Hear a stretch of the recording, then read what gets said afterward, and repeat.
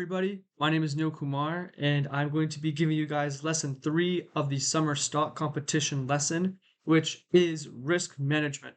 We have so far gone over how to pick stocks, what is the stock market and how does it work, and today we're going to be talking about risk management. We have other sessions, we have 2 more sessions after this. One of them is going to be on how to stay up to date, like what are catalysts, and then the 5th session is going to be on some small math and quantitative things that you can do. So, without further ado, let's get straight into it. First, what we want to talk about is what risk management is. In finance, everything is all about risk management and how to mitigate it. Whenever we invest in a stock, there is riskiness of there's riskiness involved with the stock about if they'll go up or down and how volatile, how fast does a stock move? Does it move a lot? Does it move a little bit? And that risk is a good thing because risk will result in rewards if we learn how to mitigate risk and how to use our risk for the right reasons. So I'll give you guys an example of how risk works. At the start of the competition, you all have $50,000. This is your pie, $50,000. As the competition continues, our big pie turns into slices, where each slice is a stock. Sometimes the slices have different sizes, as in we have larger amounts of money put into one stock versus another one. So, for example, stock 1 over here stock 2 has the largest slice. Therefore, stock 2 should be our most confident slice, as in the slice that we think is going to be going up the most. But the question that we want to figure out is what happens when you want a larger slice? What happens with stock 4? You want to make it larger or you want to make it smaller? Well, what we can do is we can create more of it in exchange for reducing another slice. So let's say, for example, we are more confident in stock 4 and we think stock 4 is going to be going up. So what we will do is we will reduce our amount of money that we have in stock 2 and put it into stock 4. This is risk management because we are analyzing the risk and we are saying that our assets, as in our stocks, have different movements, and we want to put more money in a stock that we feel more confident in. All about confidence level. And that whole entire process is called asset management, which is all about managing your stocks and portfolios. So that is what you guys are doing with your portfolio, is that you are managing your assets, and your assets are your stocks. With asset management, it revolves into risk management. The rule of thumb that we want to do with deciding how large we should make our slices is that if we want to hold on to a stock that is going to be going down, we will reduce our slice to make it smaller. Sometimes you can take cash from the sold stock and put it into a larger slice, or you can put it into a completely new stock. So figuring out what strategy we want to do is the key principle that we have to figure out in this competition. Your confidence level should be the determining factor to what should have the largest pie. What I mean by that is that if you think stock 4 is going to be going up the most, like you are super confident it's going to go up, that should be the one that you put the most amount of money in. Your second most confident stock should have your second largest stake, then your third and your fourth, and so on and so on and so on until you reach the end and you don't have any more stocks that you want to be investing in. You should only be investing in stocks that you are confident that are going to be going up. And we want to keep adjusting our stake in these companies. If you guys have any questions, you can feel free to leave a comment in the description or send me an email. But the question we want to figure out is how do we know how large the slices should be? What can we do to figure out how large they should be? We do that by understanding risk. There are 3 different types of risk.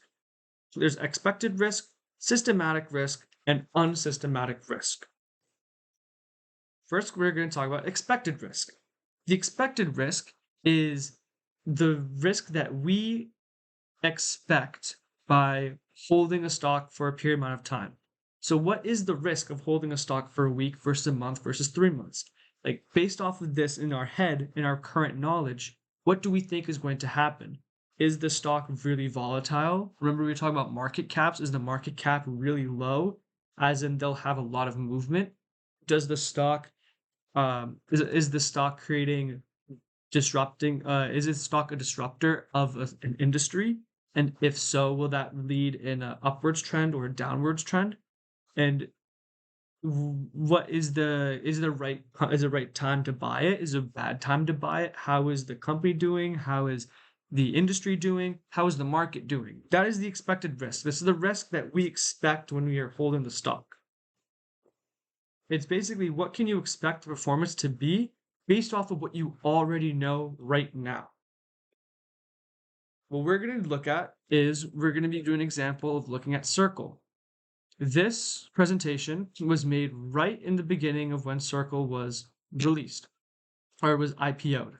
So what we're going to do is go back to the beginning of Circle and look at when they were announced. I'm going to delete these real quick. Sorry. How do I delete this? This is not working. Ignore these blue lines. We're going to be talking about them in the 5th session. But if you want to get ahead, it's something called moving averages. All right, so what we see by looking at Circle from the very start is that, man, how do I go back to it? 1 second, guys. All right, what we can see with Circle is that it is very volatile, right? It is going down, it's going up a lot, goes down a little bit, then it shoots up, and it goes down by a lot. Like there's a lot of movement within this stock. And that is the current risk, the expected risk that we have in the stock. This is in just a 3-day time frame. If we widen the scope to make it a 7-day period, so we have 7/2, we have 7/9, look at the trend. The dip is at 176, and at 7/9 it's 214. Like that is a huge change in the stock, and we should expect that the stock is going to be going up. We also can know that the stock is going to be volatile, as in the stock can go down the same rate that it can go up. That is like the type of information that we can expect by investing in Circle. Now, the next thing we're going to talk about is systematic risk. This is what we also call market risk. Are there things happening to the entire market that are affecting performance of the stocks or affecting performance of an industry? So something like tariffs, war, inflation, job markets, recessions, or other things that are happening within the market that are affecting the stocks. The way the stock markets work is that it goes from a top-down view, as in what will change the market's price and the supply and demand is dependent on governmental changes, market changes, global changes, industry changes, and company changes. So market changes is through systematic risk. Like what is the risk of investing right now in the market versus the stock? The expected risk is with the stock. What is the expected risk that we know? Now you want to figure out, well, what is a systematic risk? Is it a bad time to buy? Is it a good time to buy? Are there things that are happening that could result in downward trends of the entire market, which will lead to a downward trends of the stocks that we're holding? What we're going to look at is tariffs.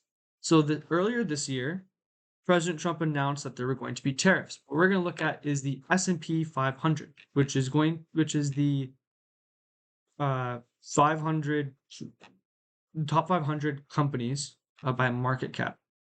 What we're going to do is look at the companies. All right, so January President Trump announced that there were going to be tariffs.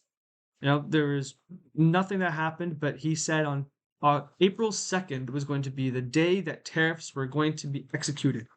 And we can see starting here, the market goes down. Then it goes up by a little bit, and then it crashes. It goes down a lot.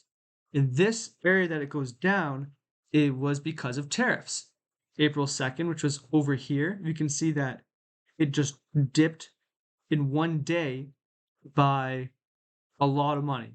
This is by like $700, $600 is how much the market went down from tariffs. This is systematic risk.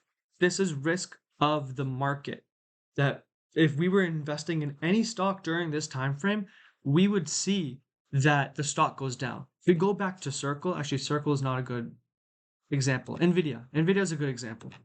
You have Nvidia open already. If we go to a 1-year view, we can see the stock goes down around April 2nd.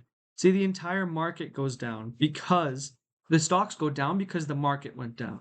So that affects the supply demand that we were talking about earlier.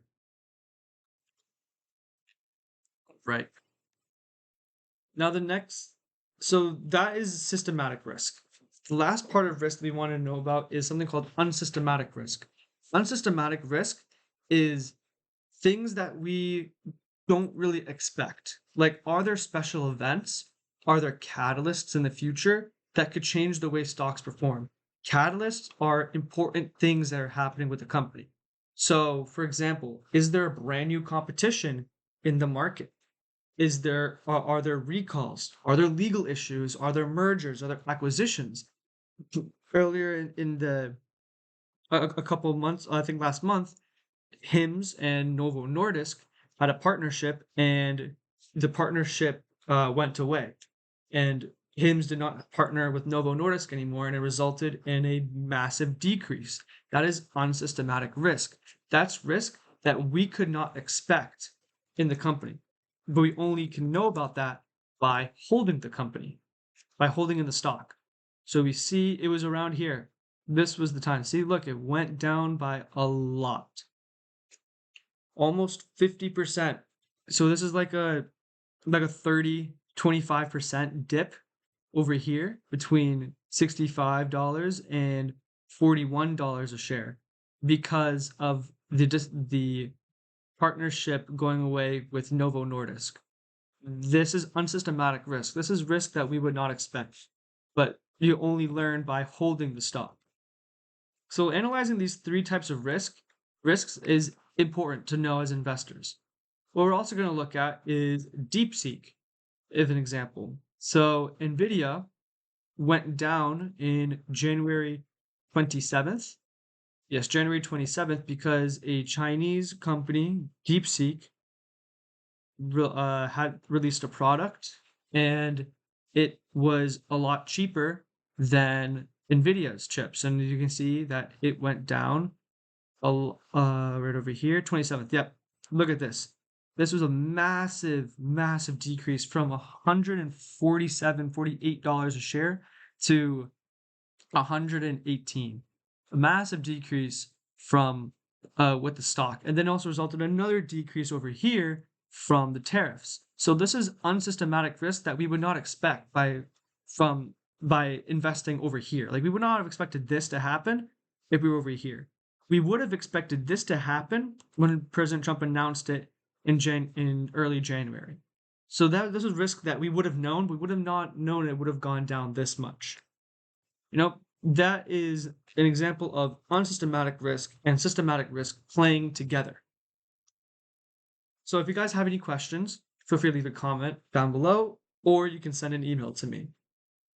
The way we can combat risk and reduce risk is through something called diversification and diversifying strategically.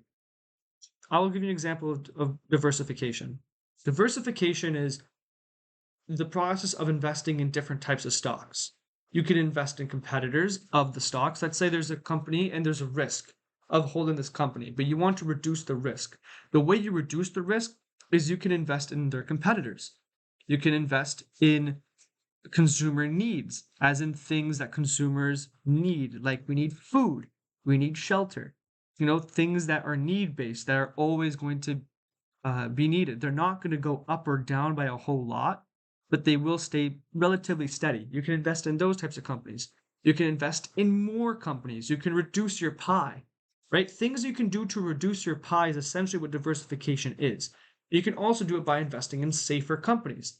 But the thing is, in this competition, investing in safer companies might not make you win in the competition. What will make you win is investing in riskier companies, but risk strategically. Strategically be risky. That's diversification. I'm going to give you guys an example of what my pie looks like. This yellow over here is one of my stocks, 25%, the highest stake that I have in my portfolio, and it's the most confident that I am in this company. This is also my second most confident risk company. It's a very risky company, so I'm not putting as much money in it because the yellow is a little bit more safer and I'm more confident in it, but I still have a lot of money in it. Then over here is large market cap company, as in they're not going to have a lot of movement, but I believe this company is still going to be going up. So this next one is another company that is risky, but I am confident in this. And so this is risky, and this is risky as well. And the riskiness of these two together is slightly higher than the yellow, which I think is a good thing because having risk is smart and having strategic risk is good. Then this is a steady company. So in case these risky things go down, the steady company offsets that. So let's say it goes down by 5%. Instead, my portfolio might only go down 2% or 3%. Right? Then this is off of market trends, off of what is currently happening in the market, other things that's going to be increasing or decreasing. And this is just a bunch of safe companies, things that just steady in case the market does really bad. Right now, what I would want to do looking at this is probably reduce the safe companies because this competition is about being risky and being smart with your risk. Investing in safe companies is good, but I think I might want to reduce it and increase my stake in a risky company or in another company. That is what I would do. I believe all of them will go up. The riskier ones will theoretically go up more. Remember we talked about it? Risk equals reward. High risk, high reward. Low risk, low reward. You can get more money from a lower risky company, but if you understand your risk and you're smart with your risk, you will win this competition. That is the only way that you can win this competition is from that. That's everything that I have in today's session. The next session we're going to talk about is how to stay up to date. We're going to be looking at what are catalysts. We hinted at it briefly, but we're going to be looking at what are the catalysts, what are important things to know, why do we need to know about what catalysts are, and how do they affect performance. Catalysts are very important, and they're really good at making sure that we can stay up to date in what happens with the market and with our stocks. That's what we're going to talk about the next session. Thank you guys for listening, and I hope you guys have a great rest of your day or the rest of your night. Thank you.